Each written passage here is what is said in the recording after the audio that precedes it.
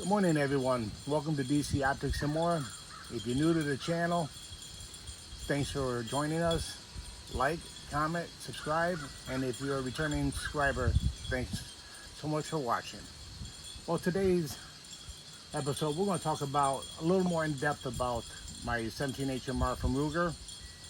First of all, I have a 1.5 inch by 28 threaded muzzle brake. It's 5.5 inches long. It's from Texas Precision. It has 3 ported holes in the bottom. It doesn't actually quiet the gun down a little bit. I mean a lot, but it does quiet it down a little bit. So that's an asset to it. So when you're shooting down range or somebody's sitting next to you, it's not so loud.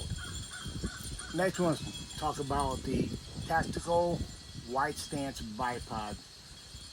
You can purchase this from Amazon. It's relatively inexpensive. It works great. You can adjust it. If you tilt the weapon over this way, you can see how you can adjust it to a higher stance, a reverse stance, and even lower stance in the bottom. Both sides do the same exact adjustment. For right now, I have mine facing forward. I attached it to the weapon with a 30mm carbon fiber tube that you can purchase on Amazon as well. You just need to cut it down to the size you want. You can go even shorter or you can keep it long. I kind of kept it long to match the barrel length here with the little shroud on the barrel. It's attached with 30mm ring scopes. You buy 2 of those. They come 2 to a pair.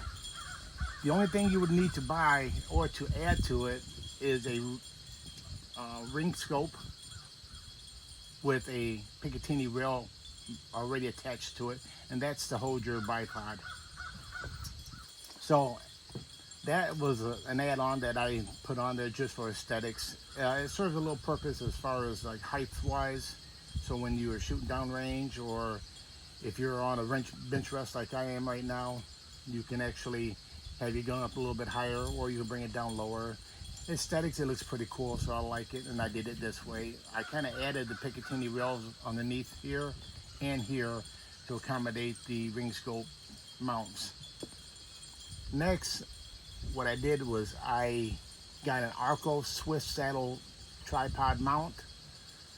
You can purchase that on Amazon as well, relatively inexpensive.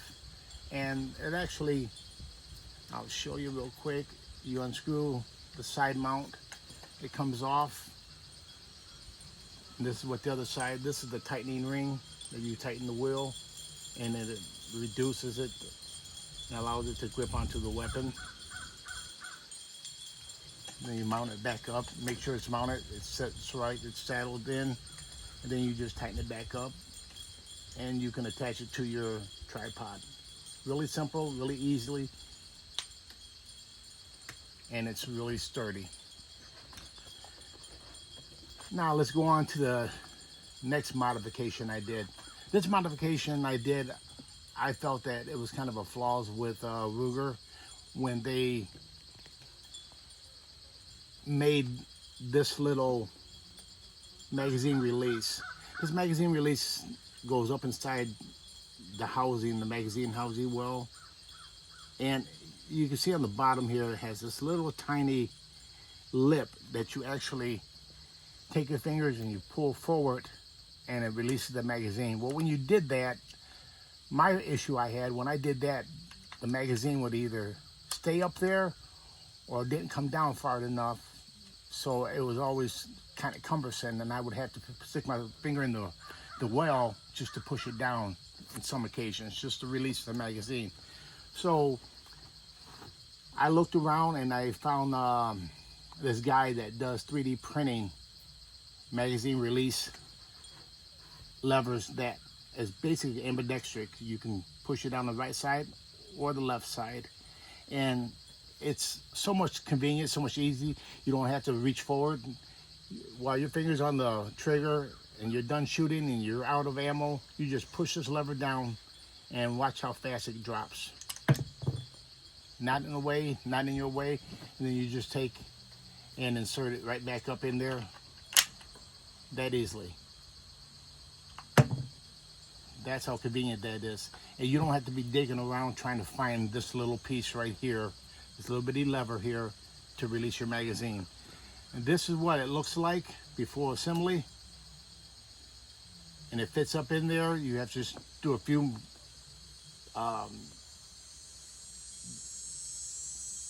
what would you call that? You have to take a few things apart just to get it up inside there. But once you take the two screws here apart, you separate the upper from the lower, and then you can go ahead and get the magazine release housing up inside there, and then you can install this. The next modification I did was this Argo TDK Tactical Zero Angle Grip. You can purchase this from Wing Tactical as well. It's just to bring it straight up and down instead of having the angled grip. I brought it up and down so it'll get a little bit closer to the trigger, and it feels a lot better for me. I like it. So those are the few modifications that I did to the weapon. It's just, most of it is aesthetic. Some of it is for enhancement, like this magazine release, the tripod, and this bipod holder. That way, in case you're shooting off a bipod, you got something to hold your weapon up, and it's really sturdy. It works very well on your tripod. Let's see. And of course, you know, I had the Commander NV400 day-night scope on my weapon as well. It's a 4x52x50. Excellent scope. Highly recommend it. Highly recommend it. I reached out to One Leaf that produces the scopes and told them that I would like to do a review on the NV500 Commander digital day-night vision scope.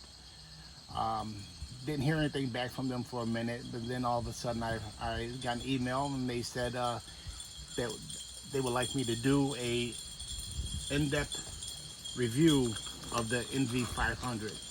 So let me move some of this stuff to the side, and I'll show you what they sent me. They sent me the One Leaf Commander NV500 digital day-night vision scope. I will be doing an unboxing of this on the next video. I can't wait to do it. It looks exciting. I've been waiting to get a hold of this scope so I can actually see how well it functions, because the NV400 is excellent. It functions very well. No complaints about it. It works great night and day. I did some night shooting. Some actually night planking is what I did, just to see how well I can see the targets at night and the little objects I put in the yard. And I tell you, it works great. So I can't wait to do the unboxing video of this. So stay tuned. I will do the unboxing and video of it on my next video. And you guys joining us will watch me do the unboxing. Thanks so much. Thanks for joining, and I'll see you guys in the next one. Have a great day.